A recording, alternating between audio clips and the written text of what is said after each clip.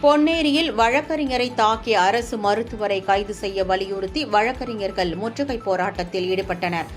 திருவள்ளூர் மாவட்டம் பொன்னேரி நீதிமன்றத்தில் வழக்கறிஞராக பணியாற்றி வருபவர் சுதாகர். இவர் உடல்நல பாதிப்பிற்கு சிகிச்சை பெற பொன்னேரி அரசு மருத்துவமனைக்கு சென்றுள்ளார். அங்கு அவரை பரிசோதித்த மருத்துவர் ராஜேந்திரன் கணேஷ் மாத்திரைகள் எழுதி கொடுத்துள்ளார். அப்போது தனக்கு வலி அதிகமாக இருப்பதாகவும் எனவே ஊசி செலுத்தும்படி மருத்துவரிடம் சுதாகர் கூறியுள்ளார். அதற்கு புற நோயாளிகளுக்கான சிகிச்சை முடிந்துவிட்டதால் நாளை வரும்படி சுதாகரிடம் மருத்துவர் தெரிவித்ததாக கூறப்படுகிறது. இதனால் இருவருக்கும் இடையே வாக்குவாதம் ஏற்பட்டது. அப்போது வழக்கறிஞர் சுதாகரை மருத்துவர் ராஜேந்திரன் கணேஷ் தாக்கியதாக கூறப்படுகிறது.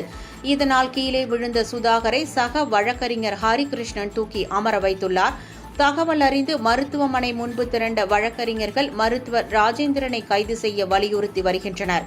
இதுகுறித்து இரு தரப்பினரிடமும் போலீசார் விசாரணை நடத்தி வருகின்றனர். இச்சம்பவம் பொன்னேரி மருத்துவமனை பகுதியில் பரபரப்பை ஏற்படுத்தியுள்ளது.